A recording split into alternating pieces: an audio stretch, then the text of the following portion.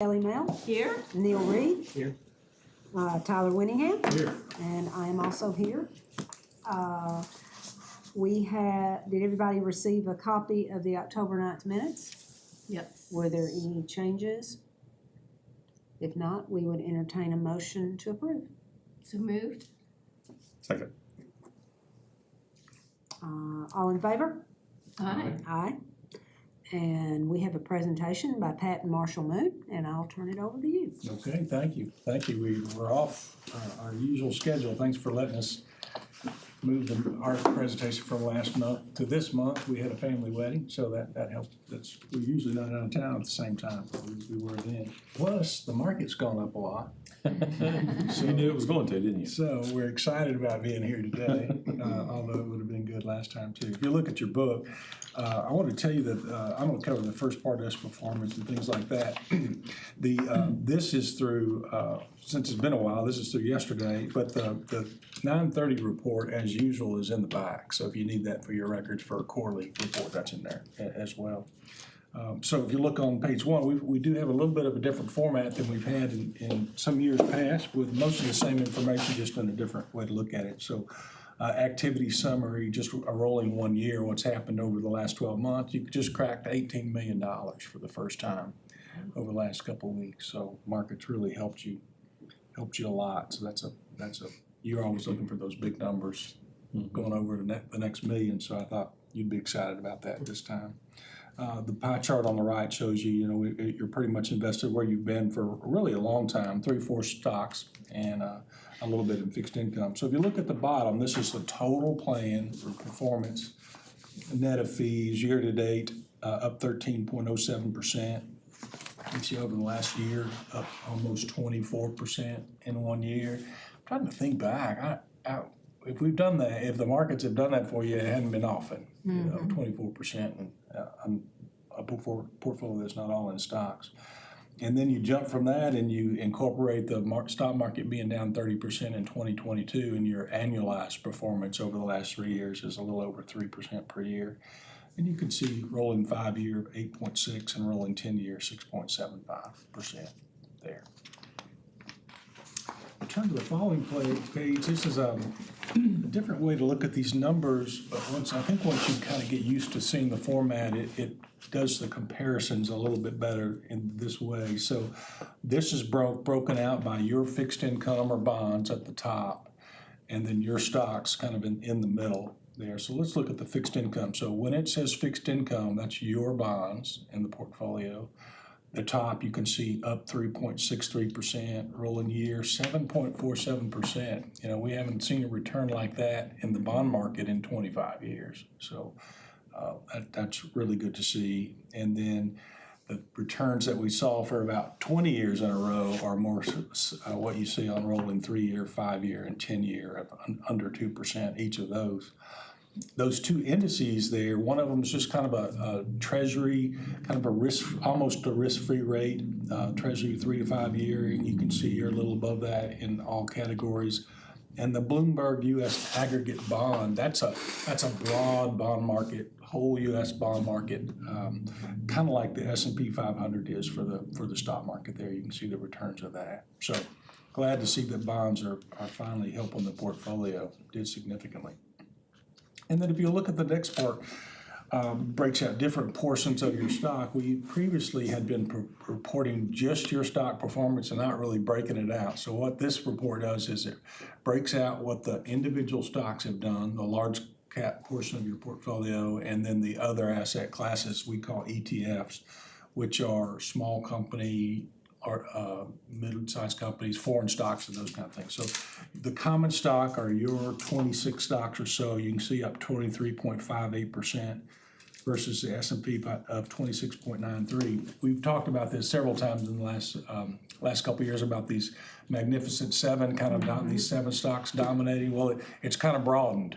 So in October, your stock performance was 9% behind the S&P 500, and now it's 3.5. So there's been a big catch up in other stocks there from the S&P 500. The Magnificent Seven still doing well, but not dominating the market like it did in the previous couple years.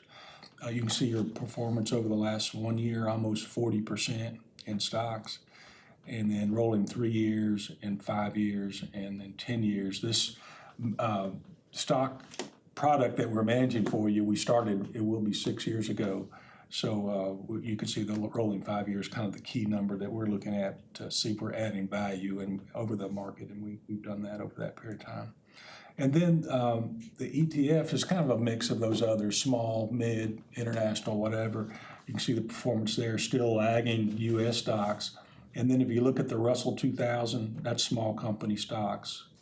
The MSCI, EAFE, that's large company, kind of developed foreign and emerging markets, be also foreign there. You can see still really solid returns, but not quite still as good as S&P 500. What does the TR mean? Total return. Total return. Yeah. We don't control what they put that on there. All of these are total return, which means appreciation and income, includes dividend income there.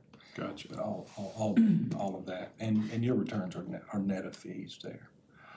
And then the chart that we introduced a year or so ago, down at the bottom, you've got $6 million essentially of principal money in the plan, and total value is $18 million. So the $12 million is the difference, is the market gain that you have. Questions about that?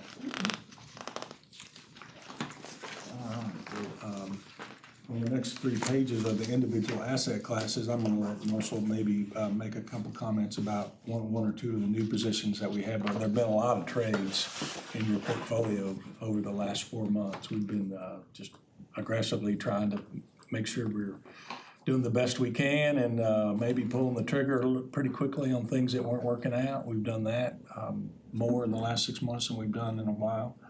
And I guess the proof is in the pudding, but it's helped the performance over the last 4 months for sure. And lastly, one of the things I would point out is in the bond portion of your portfolio on page 4 at the bottom, fixed income. And we've just been able to purchase bonds now with interest rates of 4.5%, 5%, a couple of 6%. So just really changing that portion of the portfolio, being able to drag that much income into the portfolio there too. Let's see, we purchased just in the last couple of weeks, let's see what we purchased here. Bristol Myers down there at the bottom of page 4 was a brand new purchase. Let's see, Cisco Corporation on, no, not Cisco, the Southern Company down there at the bottom of page 5. You can see coupons over 5%. And then Thermo Fisher is a new one as well, over 5%.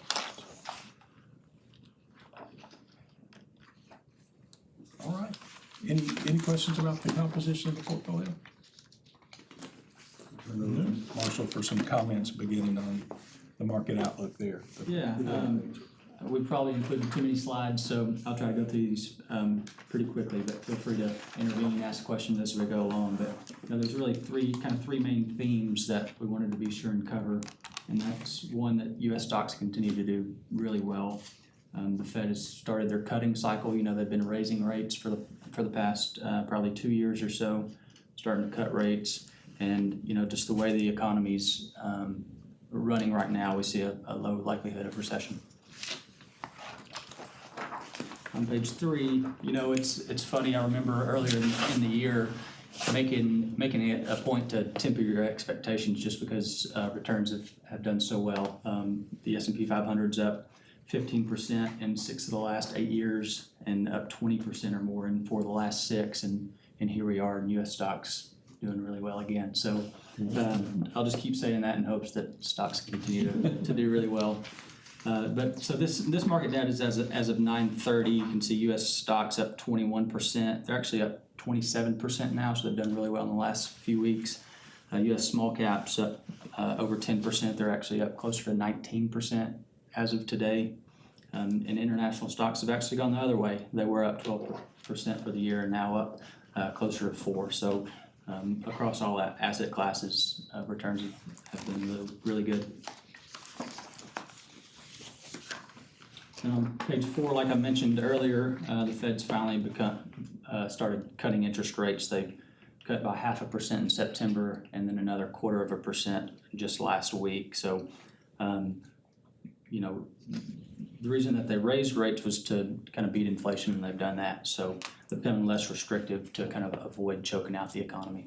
So anyways, you'll begin to see, you know, money market rates, CD rates, high yield savings accounts, those types of savings vehicles, the interest on those, you've already started to see those come down a little bit, and I would expect that to continue. Now we're going to skip page 5 here and go to page 6. You know, the Federal Reserve has a dual mandate, and that's to control inflation and try to maintain what they call full employment. So you can see inflation's well under control, back closer to 2% on an annualized basis. Then on the right there, you'll see that unemployment's crept up from about 3.5% to just over 4%. But you got to remember, historically, the average level of unemployment's around 6%. So I would still consider that a really healthy economy, and hopefully we don't see that continue to rise any further. But that's one of the reasons that the Fed is starting to cut rates, so unemployment doesn't get out of control. I'd like to interject one thing here, Marshall, about this inflation. Something that gives me a tick. There's a lot of things that give me a tick, but one of the things is when people talk about inflation, I'll give you an example. Watching 60 Minutes on Sunday, they were interviewing a woman from Pennsylvania who lost her House seat in the election. She was Democrat, and they were asking her about all the things that were going on. I don't want to talk about politics. Last time we're going to do there, but what 60 Minutes did, the way she said, well, the people are still struggling, living paycheck to paycheck. Things cost more, and they come. And the interviewer, which is, I see this all the time, says, well, the economy's doing good, and employment's still really good, and inflation's down to about 2%. And when you say that, you say, well, yeah, it's down 2%, but it's up 30%.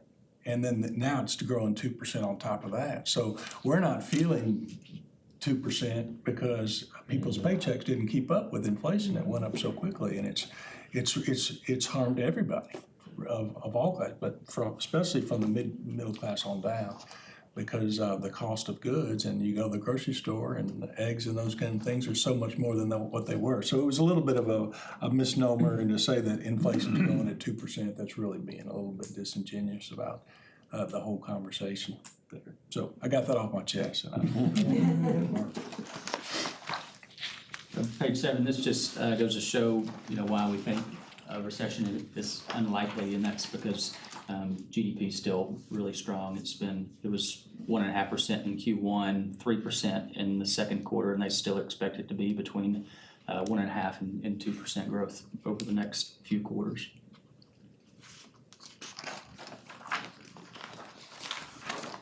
And additionally, on page 8, like I mentioned previously, unemployment's really low. You know, banks are still willing to lend money to those that, you know, want to borrow.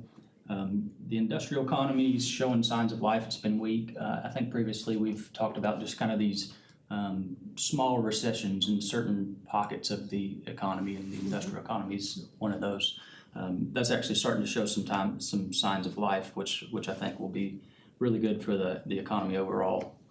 Personal income growth still growing, and then small business optimism, although it's low, it is, especially since the election, small business optimism is actually starting to creep up. People are more confident, and what I think that means is we'll be more willing to spend money and borrow money, which adds to economic growth.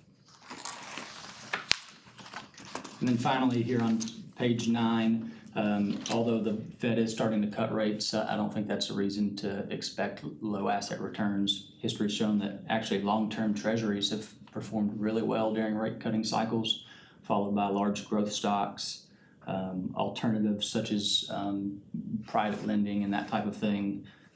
Core bonds performing well. Really, as you've seen previously, all asset classes performing well.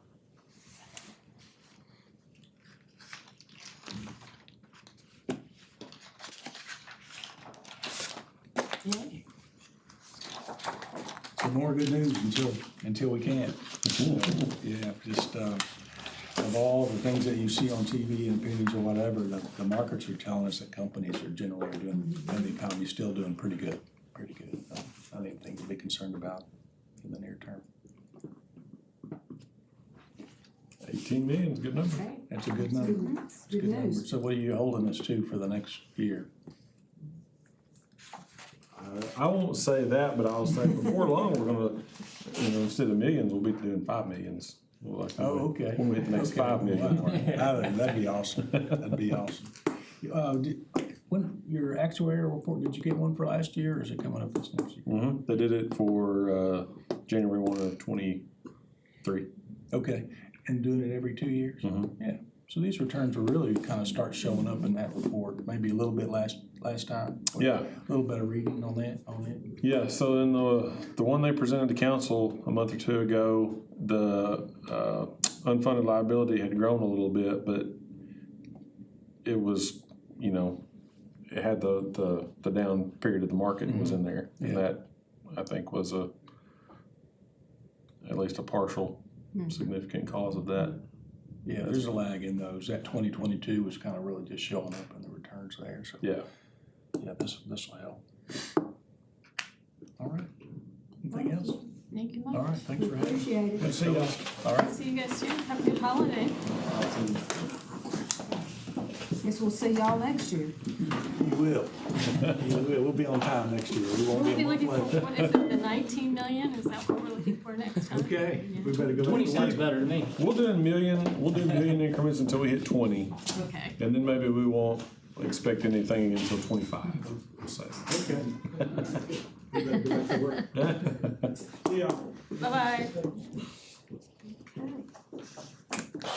That's a good report. It was. Well, we have several pension refund requests. We have Austin Ehrenzeller, which I hope I pronounced that correctly, $4,245.61. Danielle George, $4,817.91. Matthew Marcotte, $6,767.48. Nicholas Mitchell, $14,350.09. William Smith, $890.29. Jareth White-7, $2,438.01. These were all post-tax for a total of $33,509.39. I'll move to approve. Second. Motion's been made and seconded. All in favor? Aye. Aye. Okay. We have one employee that has submitted a letter stating he wishes to retire. The gentleman's name is Robert Strick. He's a crew leader with our transportation department. He is eligible to retire. Thank you. I have a letter from him. He wishes to retire effective January 31st will be his retirement date. His monthly, he is eligible. He has 10 years of service in as of 10/24 of this year. And his monthly amount right now will be $2,231.67. That may change after the first of the year a little bit, so that's what it is right now. And he just requests approval to retire and start drawing his pension at the end of January. I'd make a motion to approve. I'll second. And motion's been made and seconded. All in favor? Aye. Aye. Motion carries. We do have a little bit of good news. We've had quite a few refunds, but we did bring on all of the Faulkner County dispatchers Oh, that's right. into our plan. We did that this month. How many were coded? 11 or 12. It was 11 or 12. quite a It few. was quite a few, so that's a good thing. They're all now members of our pension plan. Excellent. They were And, previously with APERS. Yes. and has the mayor appointed anybody to fill our vacancy yet? Not yet. I know that they were advertising for all of the various Okay. city boards and commissions. He may be waiting until they get all those in to do Yeah. it. That's And he's been busy lately. distracted, just a little. But I will mention it to him before the next, I'll try to before the next meeting. Well, I may make a note to just inform the whole council about this report. Yeah. The next council meeting, just give them the That's good high news. level, yeah, I mean, it is, especially given we've spent quite a bit of time looking at Mm-hmm. Yeah, and there were quite the actuary. Yeah, and there were concerns about the actuary, and Yeah. I think it'd be good for them to see that 18. That we're in it for the long haul, Right. you know. Yeah, I think plan assets and that actuary evaluation were around 15. Yeah, I think that's what it wasn't over 16, Yeah. so this will help them. Mm-hmm. And that's probably not a bad idea. I mean, you have a council person on these different boards for a reason, and it's true, you know, communicate that back, so. Does anybody have any new business today? Nope. No, make a motion to adjourn. Second. Motion's been made and seconded to adjourn. All in favor? Aye. Aye. All right. Well, thank you all.